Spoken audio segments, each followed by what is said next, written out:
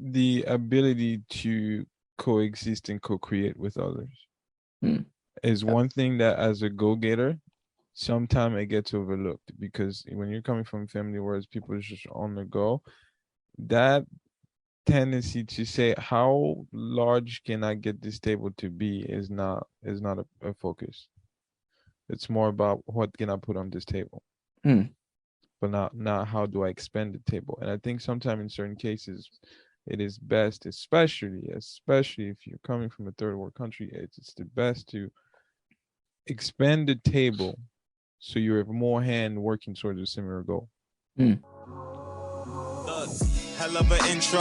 I tell you what you info, but I never really been the type of dude to give no info. But if you see your ends low and you trying to get a benzo, I'll give your ass some game that'll change the way that you think, bro. Super skilled with the pencil, super ill in my mental. I reminisce on life, I'm nice, here's my memento.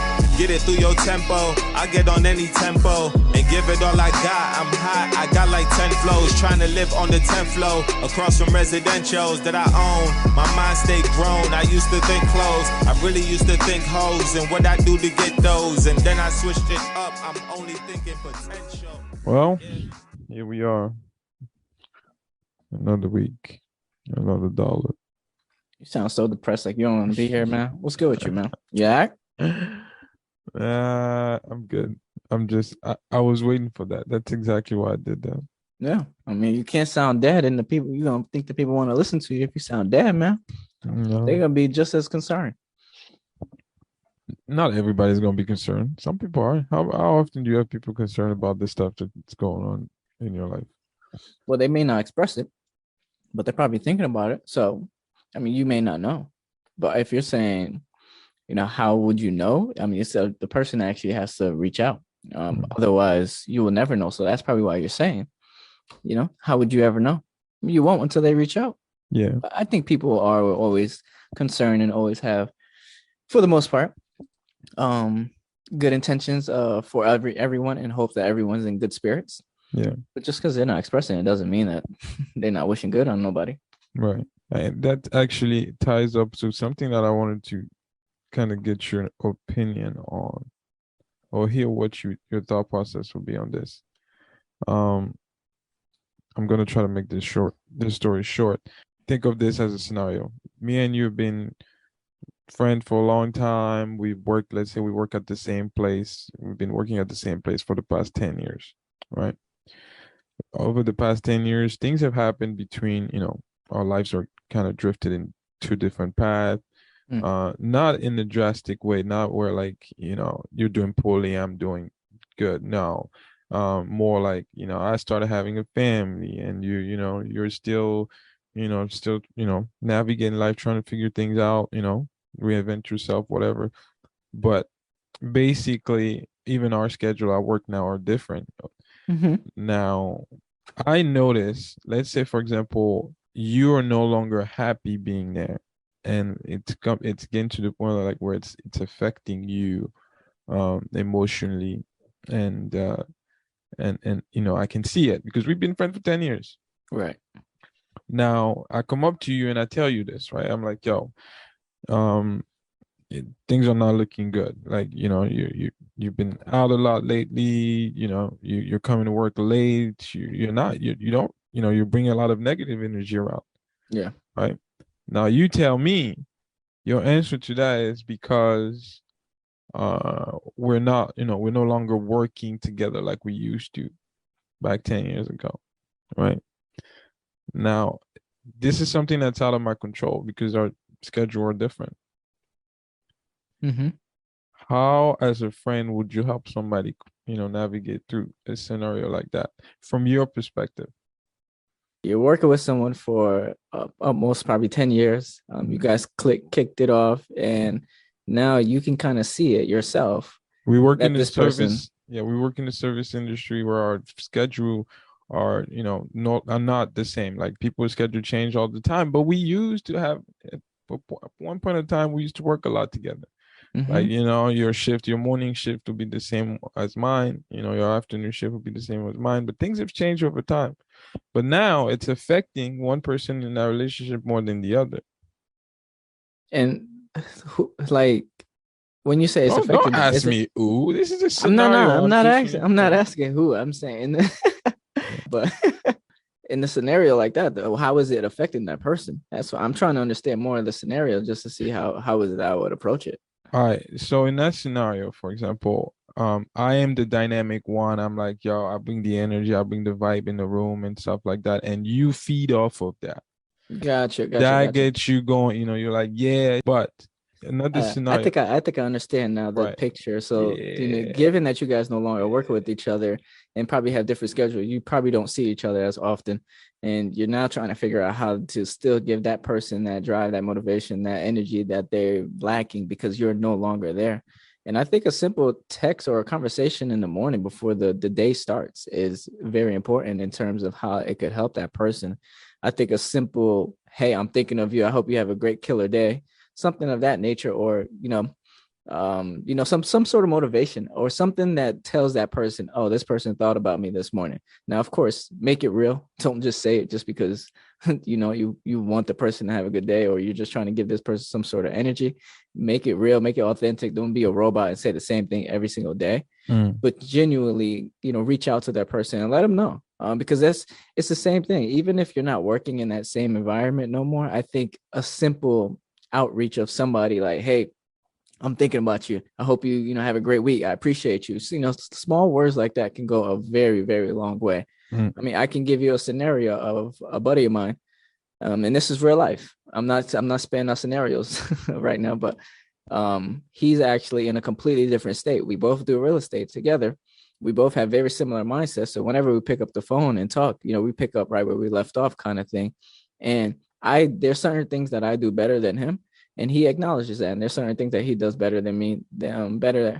He does better things than me, and I acknowledge that as well. So one of the things that I've identified is, all right, he's lacking getting content out. How is it that I can help him still with the energy that I would move with it? How is it that I can help him move with the same exact energy? And I just literally asked him, I said, when do you want to have your first piece of content out?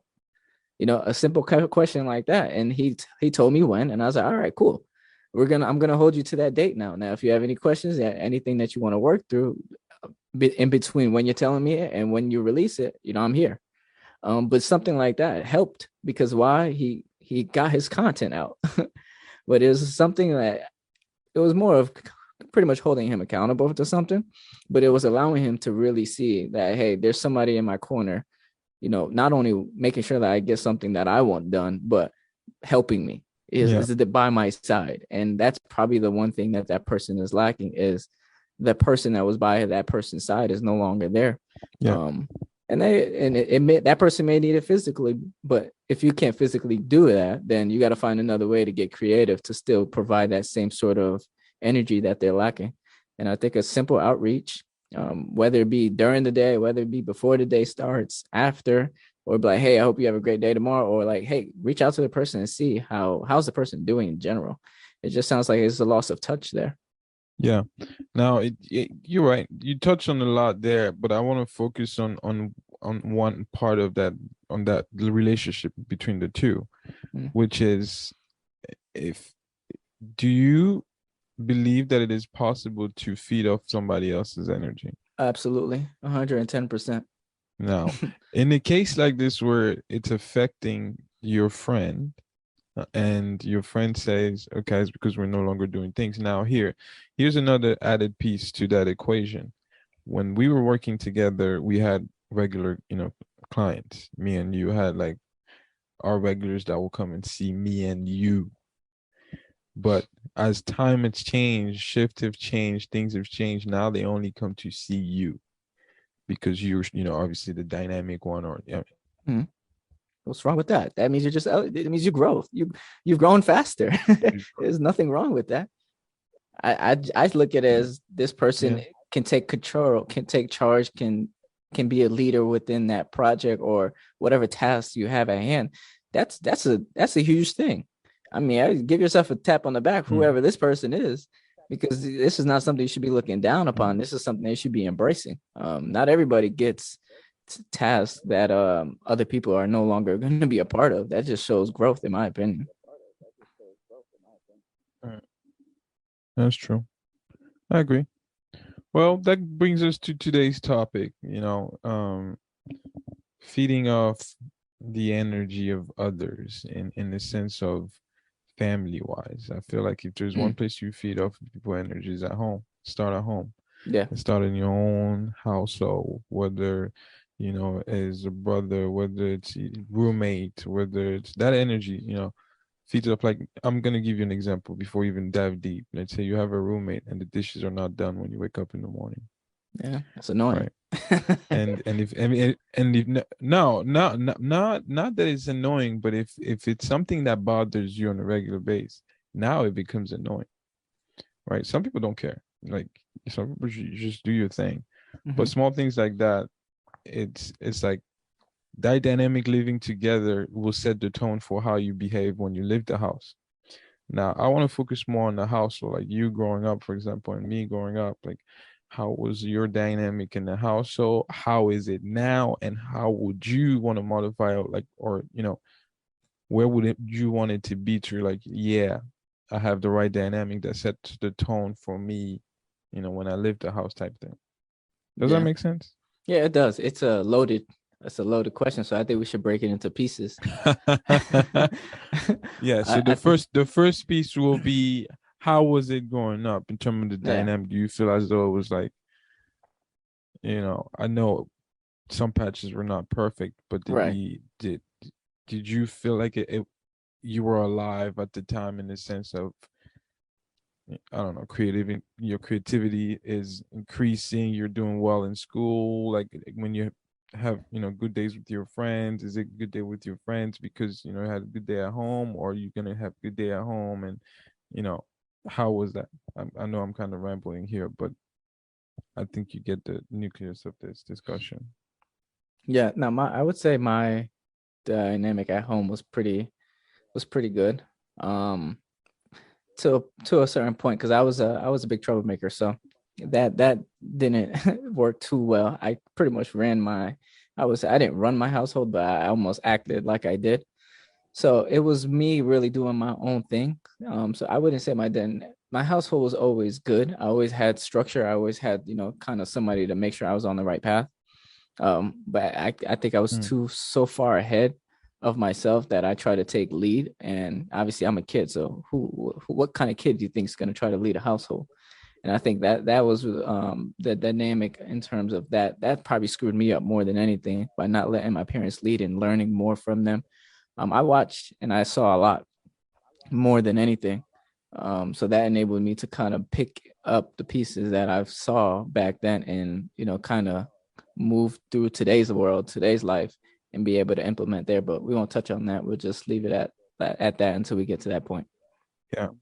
Now, if we have to kind of get like into like the itty bitty details of it, like for example, watching movies together, eating dinner together, things like that kind of stuff that kind of lift your energy up.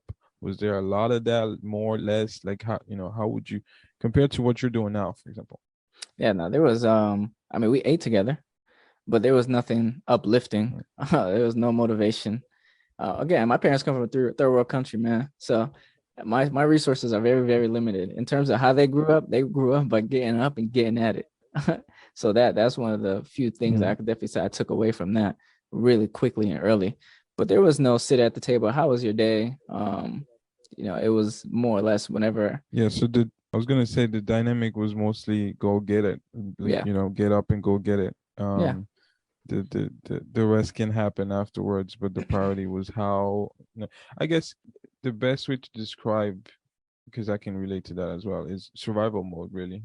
yeah, exactly. I No, think you're that's the more caught up on survival mode than, all the other little things in between. yeah. Because I mean, you got to Yeah, look I at think it. that's just an I opinion. mean, both of our families were not born in the U.S., so their resources, their capabilities. I mean, getting to the country in itself is a battle, and a lot of people don't really understand that. Mm. Like, getting to the U.S. in itself is a complete battle in itself that a lot of people have to navigate, and some people just don't understand the experiences that one has to go through just to get Right. here. Whether it's legally, illegally, I don't know, but just the journey. That's in a journey. That's a story in itself that I think a lot of people don't really, paint the picture over, because it's like, oh, you're in the US and you have, now you can have a great life. But being in the US doesn't necessarily mean you're going to have a great life. Now you got to work 10 times harder now. That journey was one. Now it's now your journey was one to get here. Now you have another journey to make us make a living here in the US. So I think that's the best way to put it. It was definitely survival of the fittest. It was, make sure you can provide out by all means. You do everything you can to make sure that everybody in your, under your roof, your household is fed. Even if that means you get fed a little bit later than others, but you still got fed. So I see. Now, in the same context of what we were talking earlier with the two friends, was there one person that brought like the best out of you, like no matter what?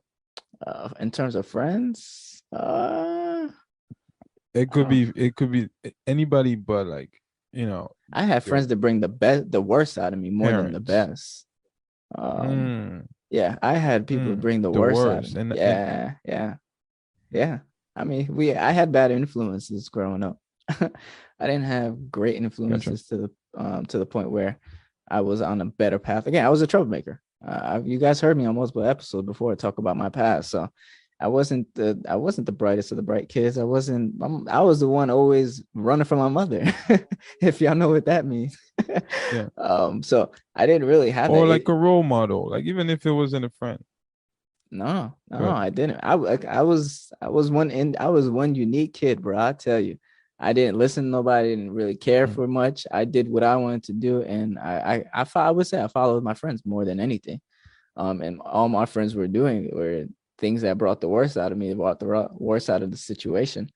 And so that was really my upbringing more than anything. It took, I guess, maturity for me to really snap up out of it, to then kind of turn that cheek over to the other side. And I would definitely say that if there was one person, it's one of my cousins, who pretty much helped me and guide me and allowed me to navigate life a little bit more. And he's like my oldest brother, to be honest. So that's probably the one person I could definitely say I had a mentor, or at least was guiding me, outside of my parents or friends, I would say. What about you? What about yourself though? Like in terms of, I know you mentioned your household is very similar. Did you have anybody to kind of guide you? I mean, and given that you were in the US by yourself, so. No, not directly. More or so on observing than directly learning from them, guiding them.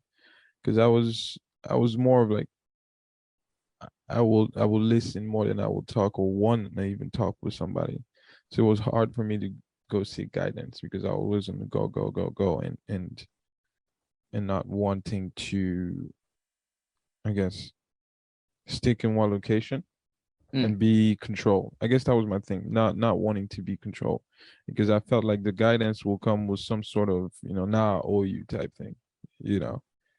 I wasn't the type to sit around with that. So I didn't really have one person per se that I would go and say, okay, that's my go-to person, that, hey, you lift me up every time I'm with you. No, but I was observing, and there are things from various people that was uplifting, and would be like, yeah, I should probably take note of this and implement this into my life. Or yeah, this is, this makes me happy. Things like that, or conversation. There's just that one person you have a conversation with, it opens your eyes, right, to certain things. And I had people like that, but they were not family member or in the household. The like I said, the dynamic at home was go, we're more here, you gotta go and get it. But outside, when during those relaxing time outside of that, full throttle phase, you become a sponge and just sit there and listen to other people, and gather more outside the house than you would at home. Right. Like, the more and more you talk about it, I'm even thinking, like, outside of my cousin, it was a lot of teachers that saw a lot of my potential in myself before I even saw it in me. I'll tell you that. And now I'm looking back, they would always try to encourage me, like, hey, Ronnie, you shouldn't be doing that. You should, like, they would look out for me more than anybody. And those were the teachers that, to this day, I still, I'll go back and visit them and say thank you, because they actually saw something that I didn't see. And it takes a while for somebody to really see it within themselves, especially if you're not focused on it. But once you see it, you're like, that's what they were really referring to. And that it's a great feeling. Everyone can get there. You just got to really take that Right. time. And who knows when it's going to really come to you. But I think if you really just put that time, effort, dedication into finding that, whatever that is, that star, that one star that everybody's searching for, you at some point in time, you will find it. It's nearly impossible for you not to find it. You just got to really put that time, that motivation, that dedication, the effort into finding it. Intention. Set your intention, and you'll be straight. I do want to ask you a question. If there's one thing that you will carry over from, uh, that dynamic growing up to where you're heading, what is that one thing you're like, yo, this is a must to have in the toolbox? So if there's one thing that I would carry over is the work ethic. That's one of the things that I saw, and I know we already spoke about it, but it's one of the, I think, the most powerful things, because I mean, just the ability just to do everything that you possibly can to still provide or to give or to help. I mean, that's just something that I don't think a lot of people have or can carry with. So I would definitely say it's the work ethic that I've seen, because the work ethic enables you to also accomplish a lot more Right. than you can actually even think about.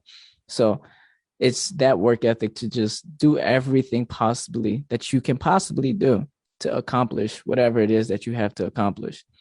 Now, it is, of course, there are going to be some great, there are going to be some worse. You're probably going to experience more worse time than great, but it's just still understanding that you can get it done, as long as you work towards it.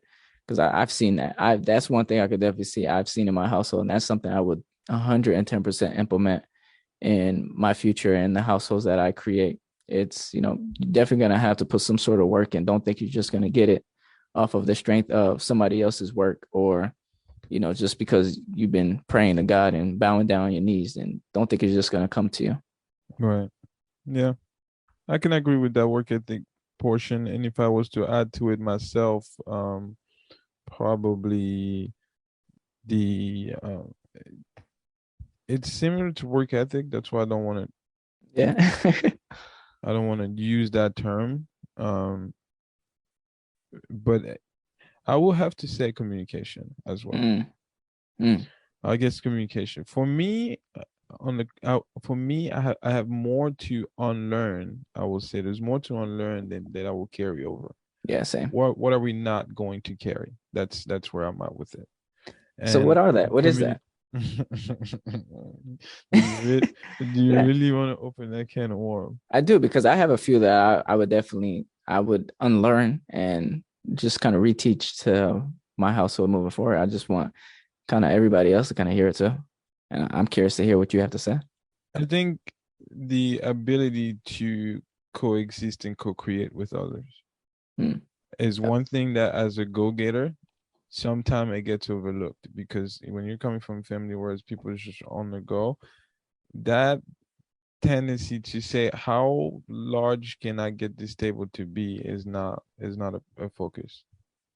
It's more about what can I put on this table, mm, but not how do I expand the table. And I think sometimes in certain cases, it is best, especially if you're coming from a third world country, it's the best to expand the table so you have more hand working towards a similar goal.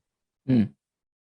I was completely talking metaphorically here, and I hope you kind of understood. Yeah, no, I get it. I just hope that everyone listening understands it as well. Because that could get kind of confusing. I would say for myself though, if there's one thing I would unlearn is because I didn't grow up in a household that was very emotional. It was straight to it. It was kind of get things done. So if there's anything that I would unlearn, is that being emotional is important. And carrying that and just providing that and just being vulnerable. I think at sometimes as well.